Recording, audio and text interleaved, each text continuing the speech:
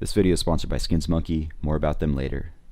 Starts to hunt. He has got zero margin for error. Ropz! Oh! Ropz has got some targets. Ropz! Okay then. Ropz and a great corner sprays in, and he gets off the kill. Oh man, he's knocking him down like bowling pins.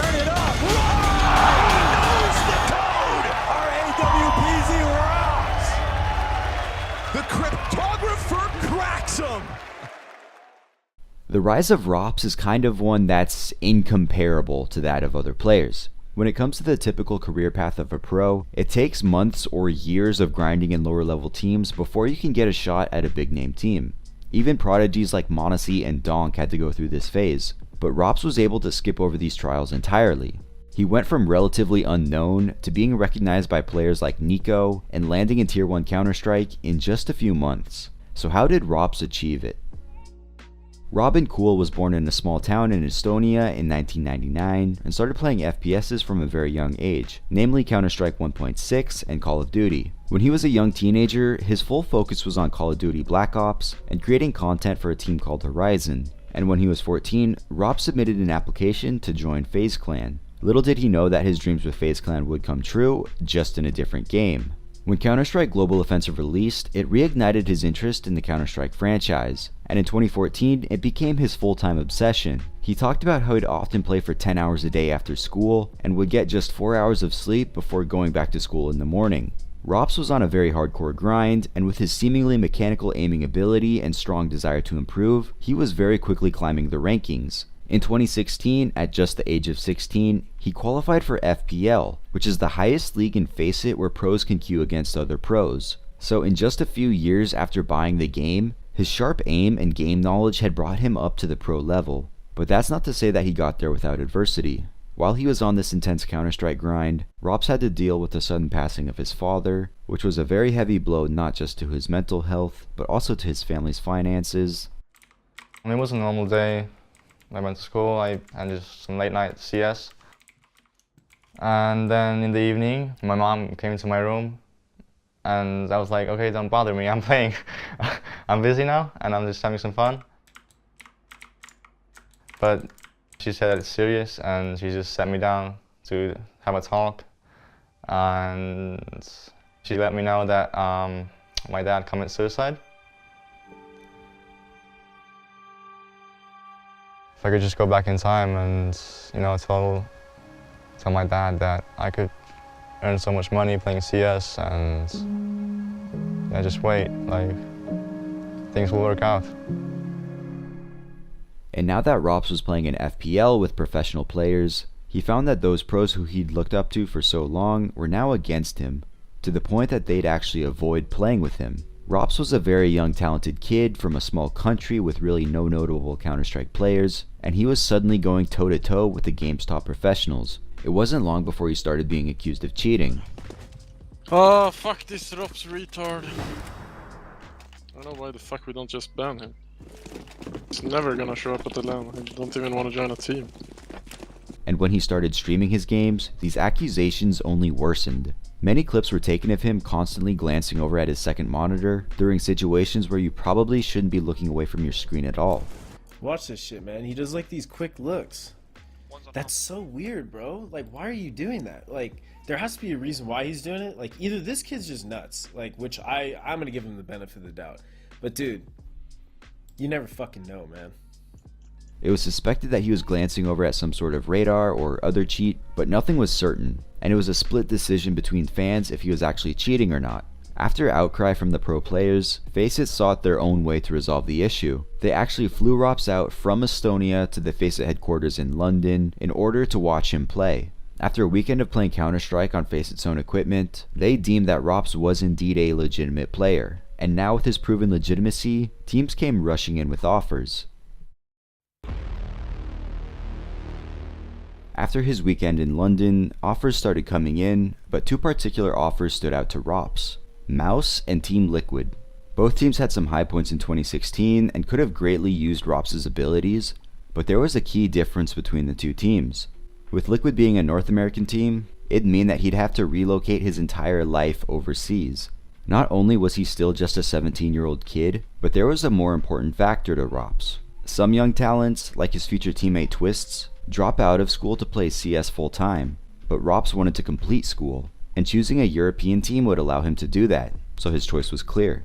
MOUZ had recently just sold Nico, and they were willing to gamble on Ropz to bring their team back to life. Usually players have to prove themselves in lower teams before they can join big name teams, and really the only official matches Ropz had even played up until this point had been as part of Team Estonia in the World Championship qualifier. He could hit amazing shots in FPL and on stream, but how well he'd be able to perform and integrate into a structured top tier team was entirely unknown, and MOUZ was willing to roll the dice. So just a week after returning from London, it was announced that Ropz was officially joining MOUZ. Ropz' first game with MOUZ were actually on the day his signing was announced, 2 best of 1s versus Envious. MOUZ would win both maps pretty comfortably, and Ropz was able to hold his own pretty well, scoring a 1.29 and 1.05 rating on each map. And of their next 16 online games, MOUZ would win 10 of them, with Ropz getting a negative rating in only 2 of the games. With these online results, Ropz was looking pretty solid, and MOUZ totally revitalized. But now it was time for their first LAN event, DreamHack Open Tours. Before this, Ropz had only ever played in one small Baltic LAN, so DreamHack would be his first real LAN test. With victories over Heroic and Na'Vi, MOUZ moved pretty comfortably into playoffs, but they would then fall to the hands of G2. His ratings for each map had some great variance, but overall, they took down 2 top 15 teams at Tours, so not a bad showing for his first real LAN event. I mean, I'm not really used to the crowd and stuff, but you know, it will just come with time, and yeah, I'll get used to it. Over the next few months, MOUZ's results were a pretty mixed bag. They were able to make playoffs at ESL Pro League Finals and easily qualified for the Krakow Major, but they also had disappointing results, like finishing 7th place at ECS and choking a 2-0 start at ESL 1 Cologne. Consistency was lacking, and by now, a very unhealthy habit had formed. Looking at the games where Ropz had a bad rating, whether MOUZ won or lost was basically dependent on one single thing: if Oscar had a great game or not. So their results seemed to just boil down to whether or not Ropz or Oscar was showing up. Every team wants superstars, but when you depend on them to go God mode to simply win a map, that's a terrible dynamic to have, and MOUZ recognized this. And in August 2017, they would replace Dennis and Lowell with Stiko and Sunny. In the following months, the team's inconsistency would stay, but what changed was that their potential peak drastically rose. Just a few months after making these roster changes, MOUZ would actually win their first LAN trophy at ESG Tour Mykonos, beating the team that Ropz turned down, Team Liquid, 3-2 in the final. And they'd follow this up by winning another LAN over the recent major champions, Gambit. And they'd wrap up the year placing 2nd at DreamHack Winter and ECS Finals. And so MOUZ would be coming into 2018 as the number 8 ranked team. And they would get off to a very hot start that year by reaching playoffs at the Boston Major. They would then win Star Ladder Season 4 and the V4 Future Sports Festival, and these results catapulted them up to the number 2 ranked spot. And for the rest of the year, MOUZ would very consistently reach playoffs at just about every event they attended. They'd replace Stiko with Snacks, pick up another trophy at ESL 1 New York, and end the year as the number 5 ranked team. Ropz' 2018 rating wasn't as good as his 2017 rating, but that's alright, as with these results, it meant that his teammates were finally stepping up. This would also be the year where Ropz broke into HLTV's top 20 players, being named the 19th best player of 2018. But 2019 would not start as good as 2018. After failing to qualify for the Katowice 2019 Major, MOUZ would gut the entire roster except for Ropz and Chris J. A month later, Woxic and Frozen were brought in, as well as veteran IGL Kerrigan to run the whole thing. The newly formed MOUZ was able to win DreamHack Tours in May, but then for the big remainder of the year, their results were worse than the 2018 team. But along the way, something amazing was happening. Under Kerrigan's leadership, Ropz would be able to bring his individual performance to the next level. His individual rating, which was a 1.10 in 2018, would be a 1.19 by the end of 2019. And despite not reaching a LAN Grand Final since their win at DreamHack Tours, MOUZ would end the year in grandiose fashion by reaching the finals of their last 4 events, winning the CSGO Asia Championship, EPL Season 10 Finals, CS Summit 5, and finally placing 2nd against ZywOo's Vitality at Epicenter.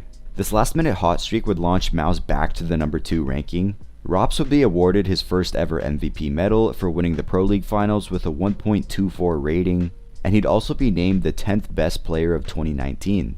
MOUZ looked to continue their hot streak into 2020, and they did so by winning the GGBet Ice Challenge over Na'Vi. But unfortunately for MOUZ, their first event of the year would be their high point of the year. As the world shifted to the online era, it became pretty common for MOUZ to finish an event in last place, or just about last place. MOUZ tried making a roster move in August, but it didn't really do anything to help the situation. The team's ranking slowly withered away from number 2 down to number 18. But despite the team's downward trajectory, Ropz only continued his upward trajectory, being named the number 7 player of 2020. At the end of 2021, Kerrigan decided that he'd had enough of this unstable MOUZ roster, and he left to join FaZe Clan, throwing the team into even more turbulence as they still struggled to get any noteworthy results. Their single highlight all year was winning Flashpoint 3, which also qualified them for the Stockholm Major, but it was otherwise a lackluster year. Ropz was able to slightly improve his overall rating, but with the lack of accomplishment that year, he dropped down to the number 18 best player. At the end of 2021, Ropz had decided that he was done with this roller coaster and was ready to move on to the next stage of his career. But right before we get into that, don't forget to check out Skins Monkey at the link down below. Skins Monkey is an automated skins trading website where you can instantly trade all those skins you don't even use for skins that you actually want. You can also outright purchase skins, and when you use promo code NOSLEEP, you can get a 5% and up to $5 bonus as well. They also run daily giveaways, so don't forget to check out Skins Monkey at the link down below and get those skins you've always wanted.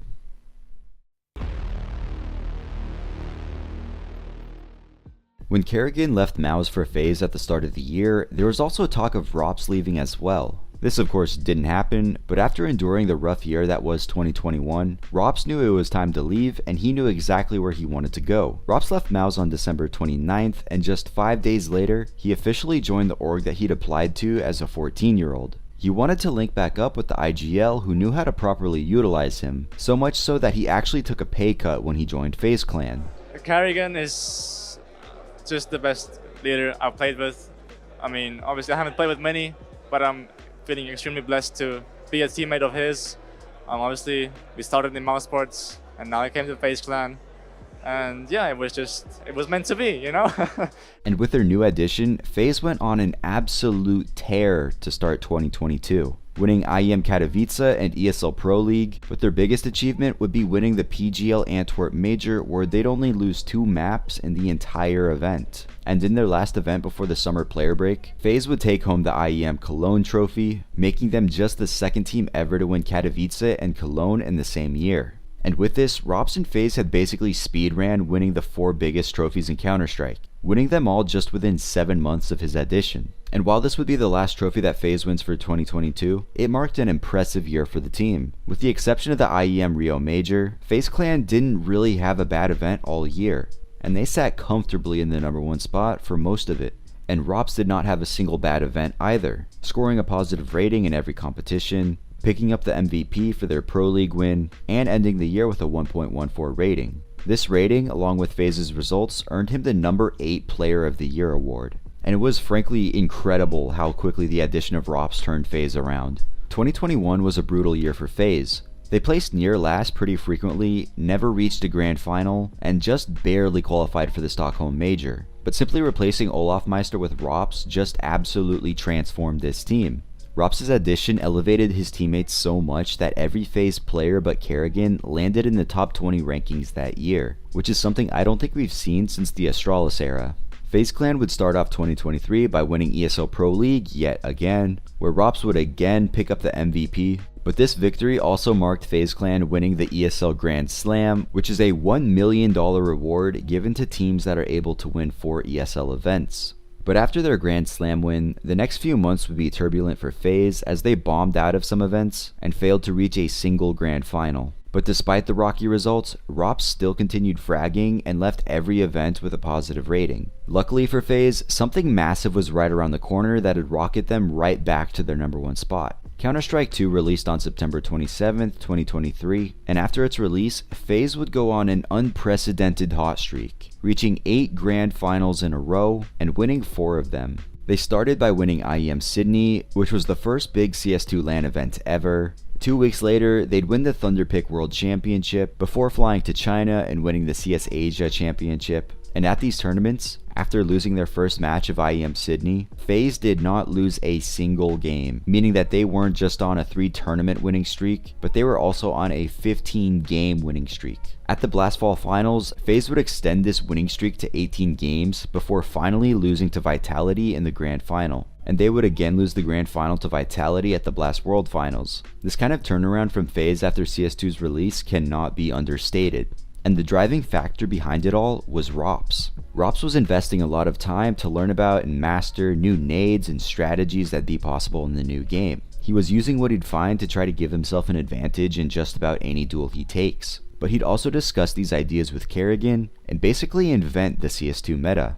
So at the events that FaZe won, not only was his aim crisp as ever, but he was far ahead of the game strategically and won 2 MVP medals from the events. And he would also be named the 3rd best player of 2023, sitting just behind Nico and ZywOo. But something happened at the end of 2023. FaZe fumbled the contract of Twists, and he left the team for Liquid. Frozen was brought in to be his replacement. FaZe kept up their hot streak at the start of 2024, winning the IEM Chengdu Trophy, but also losing heartbreaking grand finals at IEM Katowice and the PGL Copenhagen Major. But after winning Chengdu, the team started stumbling. FaZe would still make playoffs at just about every tournament they'd attend, but they were never able to get past the semifinals. The team would slowly fall from the #1 ranking down to number 6, and this is also when Ropz would score his first ever negative rating events. But FaZe would turn up for the final event of 2024, the Perfect World Shanghai Major. After a rocky group stage, FaZe would plow through the playoffs and into the grand final, but lose another major trophy in heartbreaking fashion after nearly coming back against Team Spirit.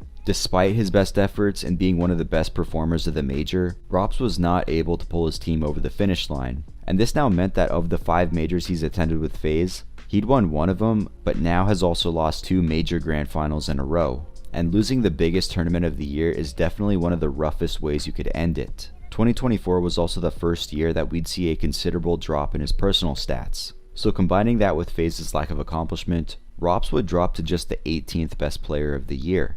And it seems these results with the painful major losses would be a breaking point for Ropz.